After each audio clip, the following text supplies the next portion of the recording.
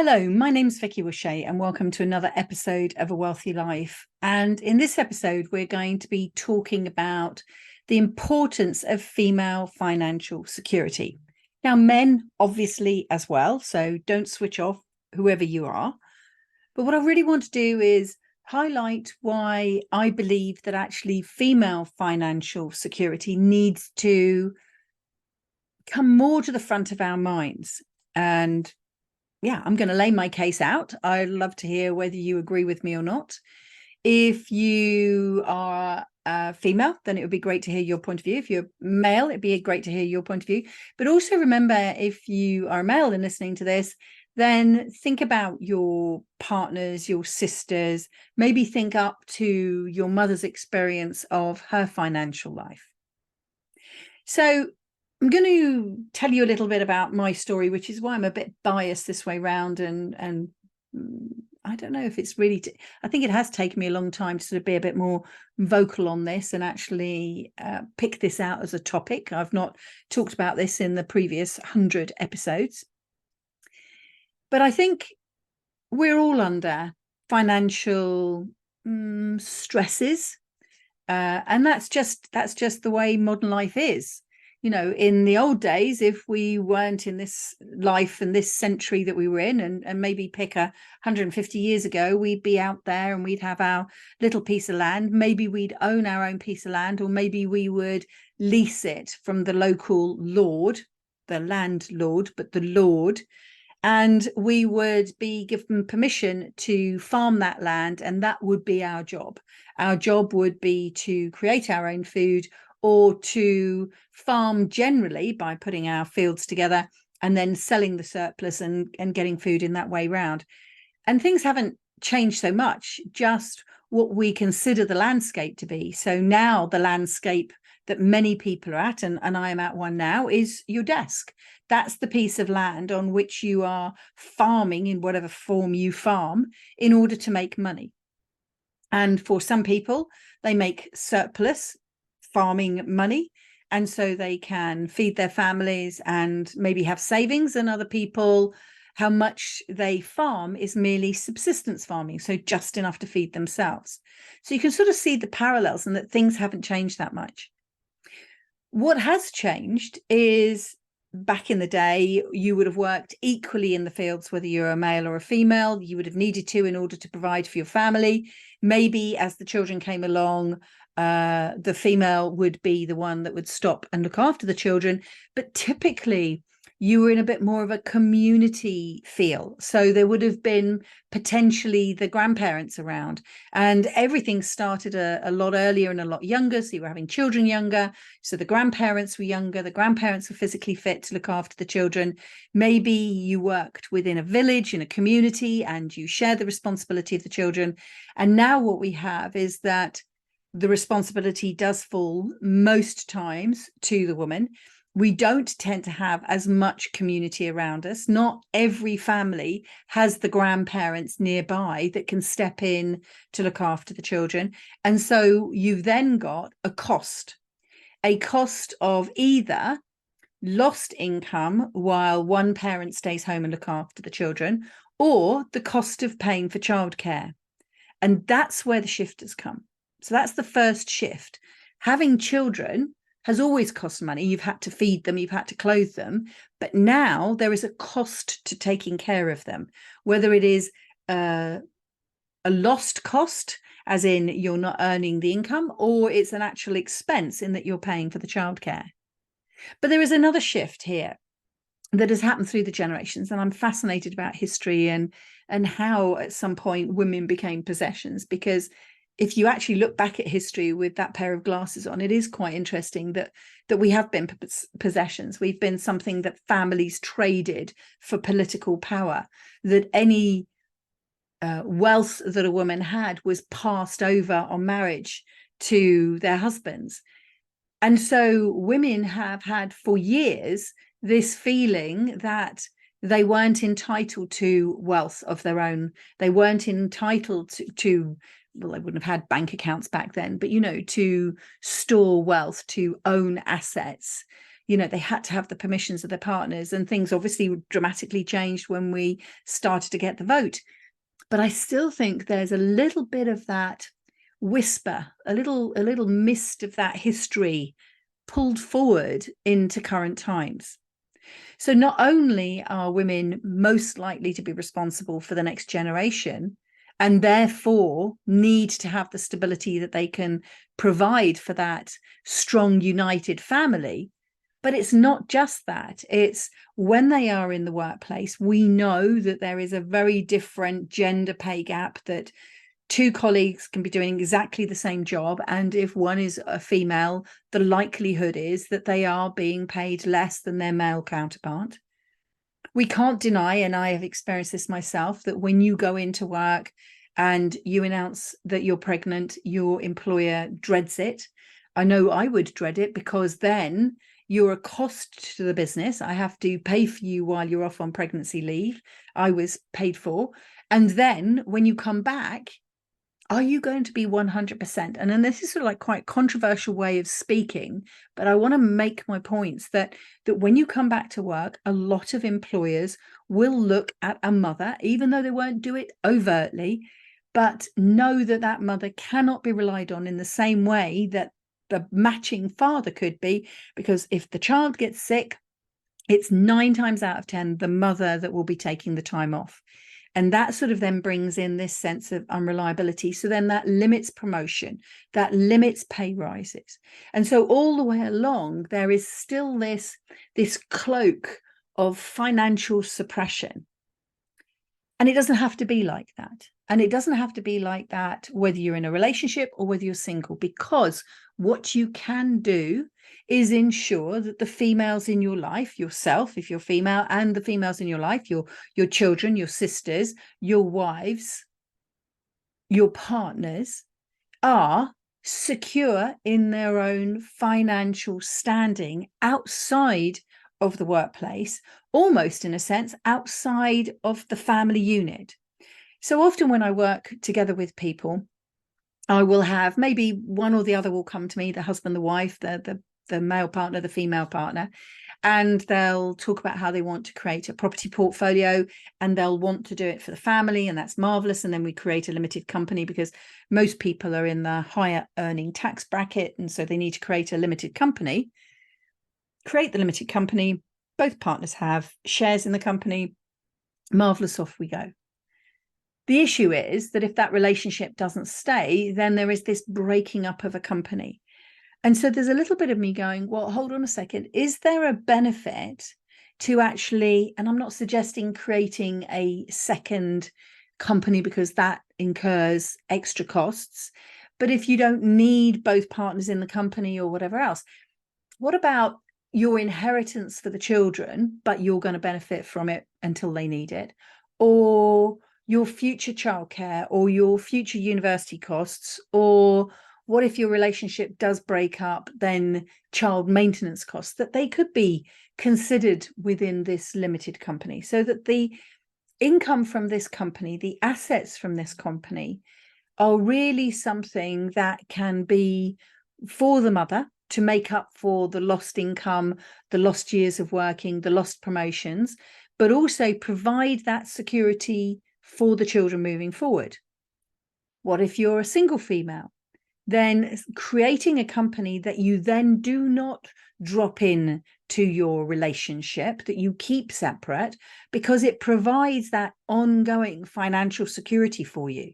Now, this would probably be frowned upon, and I'm sure if you're listening to this, you'll be going, but why as a woman would I want a separate amount of money? Why wouldn't I put all my money together? And it's because you are going to face different things than your male partner. You are going to face the prejudice within the workplace. You are going to face, if it comes to it, pregnancy, childbirth, childcare. You are going to face potentially divorce. And if your relationship breaks up, the children will more naturally go towards the mother than towards the father. And yes, of course, around everything I say, there are other versions of this. Let me just explain my bias and where my bias came from. So starting off in school and my young childhood, at no point did I ever consider that I was limited in any way. I did go to an all-girls school. I didn't enjoy an all-girls school. And so outside of my school life, I only mixed with boys. So I did a lot of swimming, and the group that I was in was all boys. And later on in life, I did a lot of cycling, and the group I was in was all boys. So I've become very used to being the solo female in a male environment. And therefore, when my first job, proper job, came along and I ended up working at the airport, a very male environment, air cargo. Yes, there was always the girl on reception who answered the phone, and there was always the MD's PA was a girl, and the accounts person, typically who worked in accounts, was a girl. But everybody else, all the air freight clerks and everybody, were all male. So again, sitting in that environment, I didn't notice any different. I just thought I was just one of the normal people. Then eventually I went into insurance and mortgages, and again, quite a male environment. Then I moved ultimately into education. Again, feeling of maybe it's just my experience of the university, or maybe it's the glasses I wear. Yes, there were women university lecturers, but there were more men. We were always a minority in a room. At no point did I question whether my income was the same as others. I just assumed it would. We're both doing the same job. We're both teaching the same number of people, or we're both writing the same amount of air freight documents, whatever it is, or insurance plans or mortgages. We're doing the same job. I never assumed that I would be being paid any less. And I think I really only became aware of it through the media. And I don't know if it's true. I don't know if I was paid less, but I was paid more than enough. I was able to sustain myself. I lived away from a home. I had my own property. I had my own car. I ran my own petrol. I fed myself. I wasn't reliant on my family. And then eventually, when I got into a longer term relationship and had my family, started my journey with my now 2 daughters, that's when I noticed that things were different. So yes, I had to take time off work. Yes, my wages ultimately stopped. I became I ended up on a very low wage. And then I was in a position where I've got very little income coming in. I'm now reliant on my partner, my husband at the time, to provide income. And it suddenly felt a lot more vulnerable. And what we could argue, and isn't hindsight a great thing, that if you are going to decide that you're going to have children, at the very minimum, you've got 9 months of saving. But what you probably should have been doing was having a savings account for a couple of years so that you had that money. But how many of us think to ourselves while we're in the early parts of a relationship, what we need to do is set up a bank account so that we can save money specifically for if we're going to have children. I was speaking to a client just recently, and she said it was easy with the first child in that I could afford the childcare. I went back to work, but now I've got 2 children. The thought of 2 childcare costs, if we want to go away on a holiday, it's double the amount of money because we've got to buy 4 aeroplane seats. We've got to have the right size car. Everything changes. Not only have you got the normal consumables, like they need nappies, they need food, maybe they have bottles, and obviously they're going to have toys, but then you've got all of the equipment. So you've got cots and baby seats and prams. But on top of that, you've got, if you like it, in sort of almost property terms, you've got the ongoing maintenance of this human that you have brought into the world. And that ongoing maintenance has a financial cost, a time cost, and that time cost triggers another financial cost for you. So eventually I got myself to a position where my marriage ended and I was back on my own. And in the early stages, I was very fortunate in a way to be caught by our system in the UK, the benefit system. They helped me get a property. So I rented a property. They helped me pay for that property through housing benefit. And I was given a little bit of income that supported me while I could then go to university to get my degree to ultimately become a university lecturer. All the way along, and it's really only because of a podcast I recorded this morning that you'll hear in a few weeks' time, I think, maybe in about 10 episodes or something, with somebody called Hayley Andrews. And we were just talking about the role of women. And it's only when I look back at it later that I realized that I was constantly overcoming challenges. So there's the regular challenges of being a single parent. How do I be both mother and father? But there were the financial challenges. How do I provide for my children? Oh my goodness, we're in July, August, we're coming up to September. The children are going to go back to school. Their feet keep growing. Do these shoes fit? Do I need to get a new school uniform? Because you've got to put your children into a school uniform, and they may have grown out of the last one. So rather than buying any form of clothes, it has to be a very specific set of clothes that match the requirements of the school that you go to. And so there was all of these layers, all of these thoughts, all of these problems and challenges that you're constantly facing. And so what I needed to do was be planning. So I got good at planning. I got good at controlling my money. I got good at being organized. And eventually, after I'd been in education for a while, and again, still unaware of this difference, and my children had grown up and we got our rhythm and we got our routine. And I think probably in some ways I was maybe better off being a single parent, because our life was shaped to the income and the money and the time, the resources that I could put into our family. The resources I put into our family shaped our family life. And I felt it as a huge responsibility to provide for these children. There was a degree of I'd failed by not keeping the marriage together. And so my children lacked a father, because had I chosen incorrectly, had I not been a good enough wife, whatever the excuse is, there's always a little thread of that going around in the background. But at the same time, their lives were now my responsibility. And so responsibility became a big value for me. And obviously I wanted their lives to be as amazing as possible.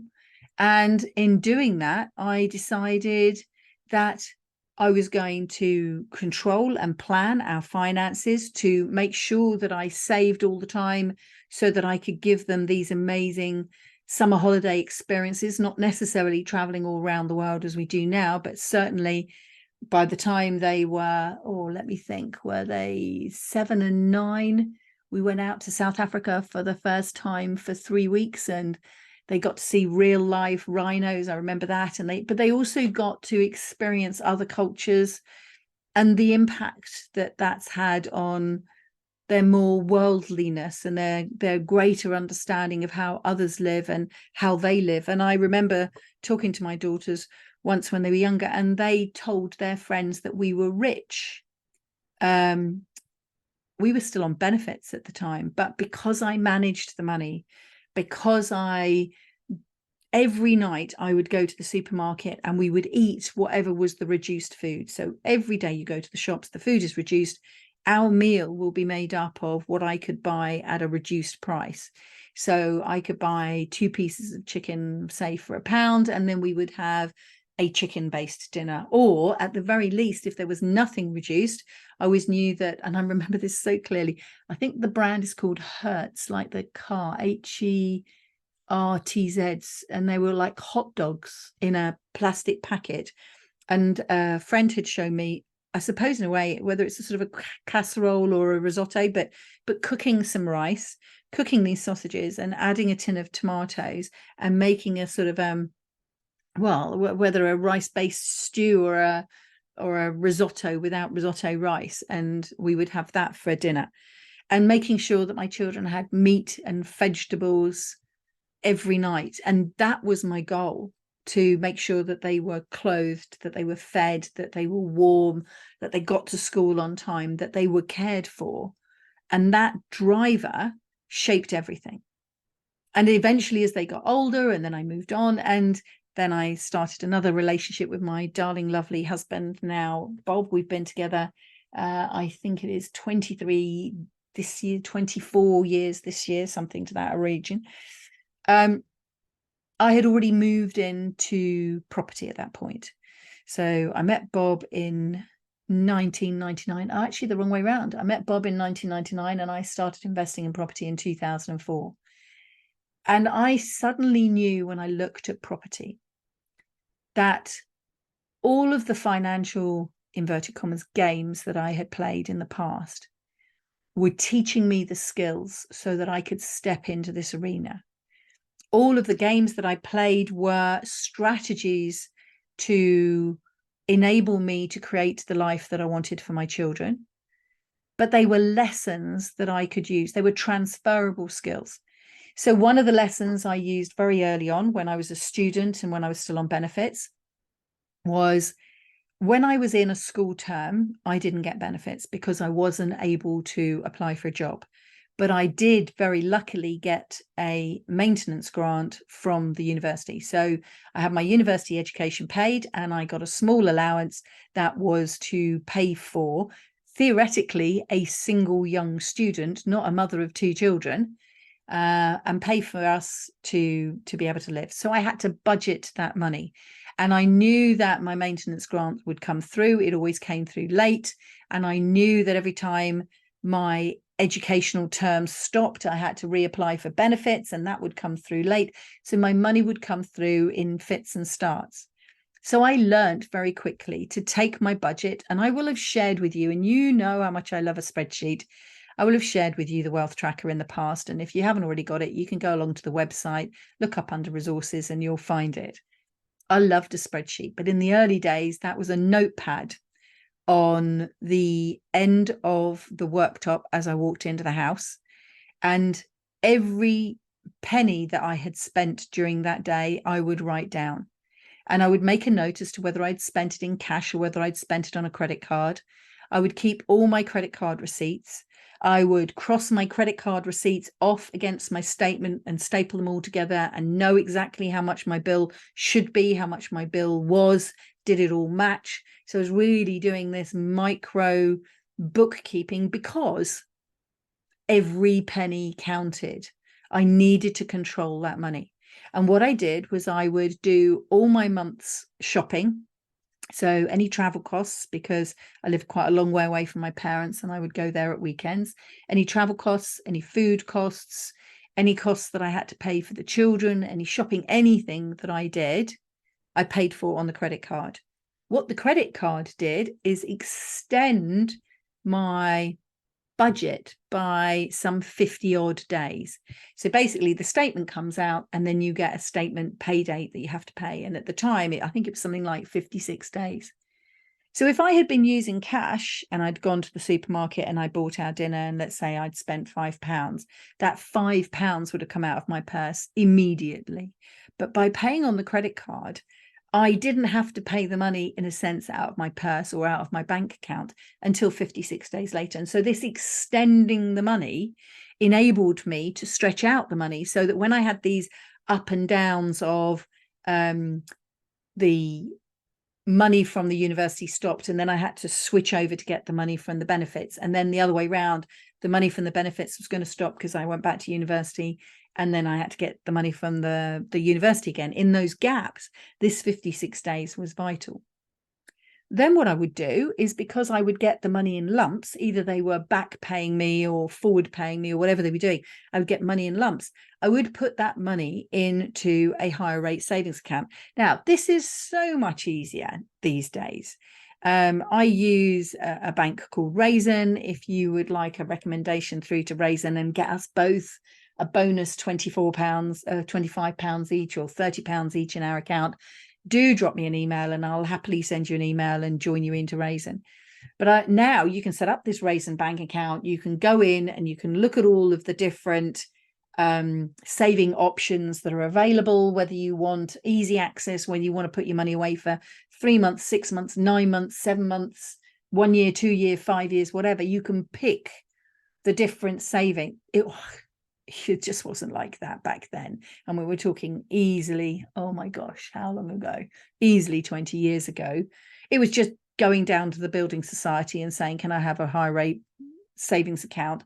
And I'm only going to take my money out once in 12 months, or I'm only going to take my money out in 6 months' time or whatever it was. It was just, you know, walking into a building society on the high street and picking the best account. And what I noticed that as I did this, and I did this for 5 years in a row until my circumstances changed, that every time I put the money in, that lump sum that I would get, put it in, and then just draw it out as I needed it to pay the credit card statements, I could accumulate as much as 60 to £100 in interest. Now, that's not a huge amount by any means, by anybody's measures, but to me, oh my gosh, £60 for doing nothing, £100 for doing nothing, just for having managed my accounts, to have worked out how to overcome that challenge of being on benefits. And actually, I'm on benefits, I'm at university educating myself, I'm bringing up my children, and now I'm making a profit out of the money that they've given me. Wow, that's incredible. And that money I earmarked as our fun money, and that would pay for our summer holidays. Eventually, when we got to the stage where I decided we were going to go to South Africa, the children had got a bit older, things were a bit easier. I'd changed locations, so I wasn't so far away from my parents anymore. And I managed to get myself a series of extra jobs. So the first 3 years, I was an undergraduate, basically doing my first degree. By the end of my first degree, I took on some part-time jobs. In my final year of my degree, I was doing all my modules. I was doing my dissertation. I still had the children, obviously still had the children. But I think I worked out I had 5 part-time jobs. So I would go in early, I would switch on all the computers and prepare them all for everybody. There was a printer and I would load it with printer paper.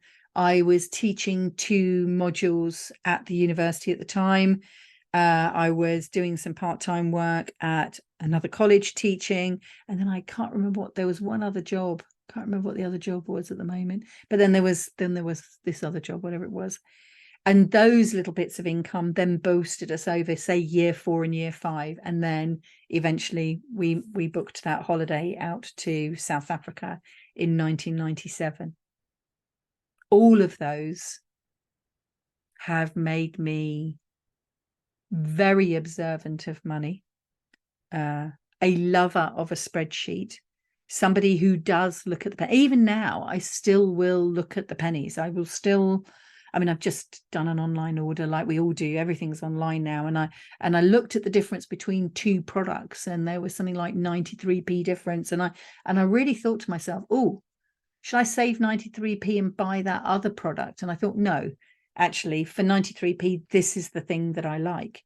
If I now go out somewhere and we're going to have a coffee, I will look at the price of that coffee now. Oh my gosh, aren't coffees in paper cups so expensive? I mean, there used to be a time when they were like £1.25, and now you're like £4.50 or something. When I drive up to Liverpool, I love stopping at Norton Keynes on the way. I always have. That toll road is just like my favorite. It's like my little oasis on my trip north. The toll has gone from somewhere around £3.85.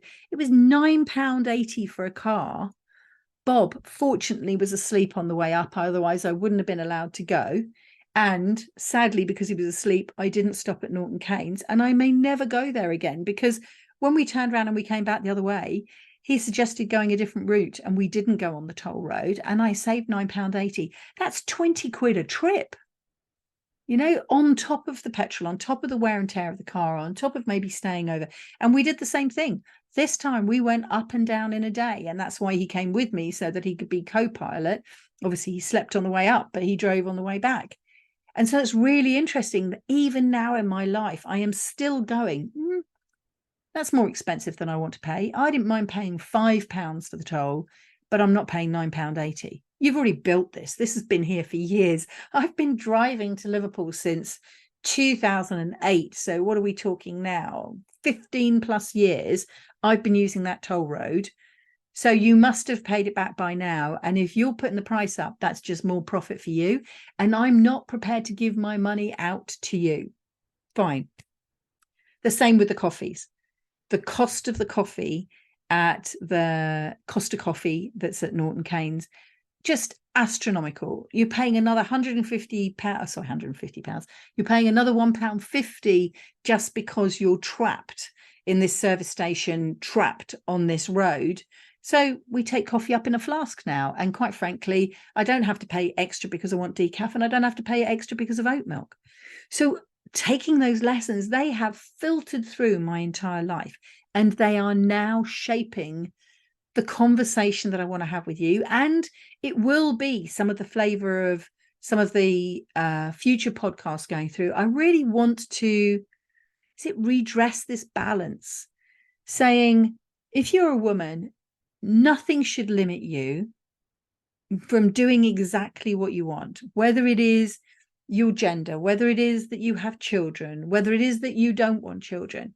We need to look at this. And at the same time, while I hope that I can remove blockages for women, I am not looking to put blockages in the way of men, because I think the only way that we are successful as a society is when we are equal. Because if we are equal, there is equal respect.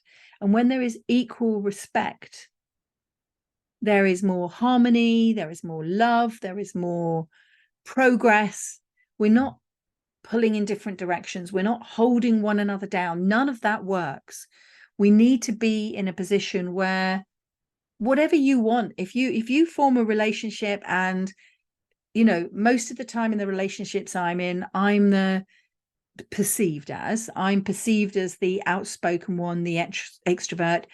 Bob is perceived as an introvert. I think it's more the fact that he doesn't get a word in edgeways rather than the fact that he actually is quiet, because he's got plenty of opinions and plenty of thoughts, and he's a very bright man. I just have to stop talking long enough to actually hear them, which is why I like the journeys in the cars. So, whatever people perceive in a relationship, does it matter? Why aren't we just equals? Why is it the woman's responsibility to look after the children? Why can't this be a shared load? Why, if one of the children is sick, is it automatically assumed that the mother won't go into work? You know what? Now, post-COVID, post the pandemic, with everybody working from home, your flexibility is enormous. Now, don't get me wrong. I'm not saying that the woman can continue working and just stay at home with a sick kid, because if you've got a sick child, it needs your attention. But what I'm saying is that surely now it doesn't matter whether you are male or female, you can stay home. Unless, of course, and I don't know if any of you are listening to this, you're operating the till in Tesco's. You can't do that from home. Unless you are a brain surgeon, you can't do that from home. I understand. But there are plenty of jobs, and the majority of, well, I hesitate to even use the word industry in the UK is certainly more desk-based than it is manufacturing or hands-on. So this is something that can be equaled out, and therefore we can start to take away this stigma of looking at a mother and thinking that she is less reliable as an employee. And please, correct me if I'm wrong, but I don't think that that's just my thought. And I think that employers would hesitate and probably deny that the way they think that. But I think we can all agree that if you put your head inside a business owner's mind, if they've got someone who could go sick and literally ring you up any morning to tell you that they were off sick, they are more likely to be a less reliable employee than someone you can know is just going to come in every day. And we all have those. And actually, there are plenty of people that phone in and go off sick, and actually it's nothing to do with their children. They're actually just people who want a spare day off holiday. I think there's a lot of that has gone on in the past, and I think the workplace is changing going forward. The point is, there has been an imbalance. There has been a historical imbalance. And as a woman, you have an opportunity now through education, through podcasts like this, through, I don't know, if you want to have a conversation with me so that I can help you work it out, you have an opportunity to secure your financial security, whether you're a man, whether you're a woman, but particularly if you're a woman. One of the very first 2 podcasts I did, I talked about the female being the nurturer in the family, and how frequently I speak to women in relationships, particularly the ones that are struggling, where the man is out there doing everything that he needs to do in order to provide for the family and doing an amazing job. But in doing it, has somehow created an avatar for himself that he is the financial provider, and he must protect his partner from the financial stress that he is feeling, rather than sharing it and equaling out that conversation. And she is focused on being the nurturer in the relationship, caring for the children, and doesn't ask to share that financial responsibility, knows that her partner is dealing with it, and has in some way abdicated financial responsibility. In more recent times, I've been running a program for a website called Female Invest. And if you're interested in that and you're a woman, then you can go along and look it up. And I've got a link called Vicky50, and that will get you some discount off of the annual membership. And we'll put that in the notes. All of those women are women that recognize the importance of financial security, female financial security. They are from all walks of life. Some have their own businesses, some are self-employed, some are employed, some are earning average wages, some are earning considerably above average wages. Some have a background of poverty, some don't. They come from all walks of life, but the common thread, and that's probably why they're on this website, is that they understand how important female financial security is now and for their long-term future, whether they are at the stage where they are single, whether they're in a relationship planning for a family, whether they've got young children. As I said to you, the client that I was talking to that had, found it easy to have one and much harder to have two, or whether they're thinking about their retirement or even changing how they work all the way through the journey. And this applies to you as a male listener as well. But it's almost as if I'm hearing, and again, that's why I shared my story, because I have these biases. It's almost as if I'm hearing a new voice, a new female voice saying, I need female financial security. Maybe it's been there all the time, and maybe I've just not heard it. Maybe you will be more aware of it. I'm listening to quite a few podcasts that have been talking about the balance, for example, in the dating world, where women are becoming more educated and getting degrees and master degrees and even PhDs. And we always know that boys struggle in a school environment, that not as many men are being as successful as the new batch of women coming up. And there's an imbalance, and that imbalance means there's an imbalance in the relationships, because what we do when we look for a partner, we look for certain traits, and women look to marry somebody who is, or be in a relationship with somebody who is their intellectual equal or more, and their financial equal or more. And so there are more women that are choosing to remain single or being forced to remain single because they're not finding partners. So it is equally important to you as a man. But I hope that I have encapsulated why I believe that female financial security is important, and that we need to look at how we handle our money individually, but equally within our relationships, that we do not leave all of the financial burden to the men. We do not assume that the little woman won't understand about money, or that she is going to be unreliable because she's looking after the children. We are equal. We are equal. And we just need to recognize that we are, and start that language of equality, and start those conversations both within our relationships and outside of our relationships. Goodness me, sorry, maybe that was a bit this time round. I hope that I've given you something to think about. I would love for you to email me back and tell me your thoughts. I'd love to have a conversation with you about it, whether you are male or female, and financial security is your words within your dialogue, within your vocabulary now, and you want to talk about that. book a call with me. You can go along to the website, vickywashay.com. There's a link there. You can send me a message. You can book into my Calendly. There are plenty of ways that we can have a conversation. If you want to start looking at your financial strategy and whether property plays a part of that, let's book a call. Let me help you both create the wealthy life that you want to live, but built on the confidence that you are financially secure, even that you are not reliant on a wage, that you have an alternative income stream that can support you through whatever twists and turns your life takes, whatever route your life takes, whether you have children, don't have children, in a relationship, don't have a relationship. I hope that I've given you some real things to think about, and maybe to have a conversation with your partner, whatever relationship you're in, whether you're the male or the female. Maybe take this topic and have that conversation with your partner.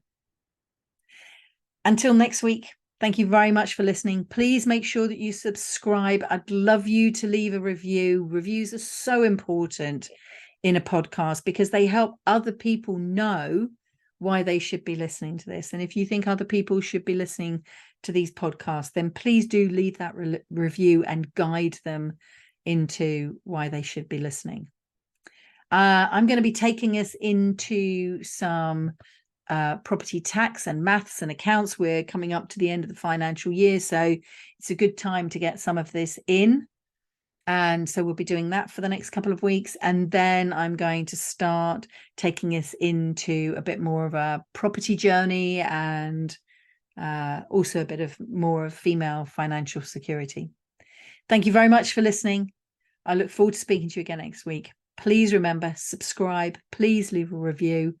And thank you very much. My name's been Vicky Washay.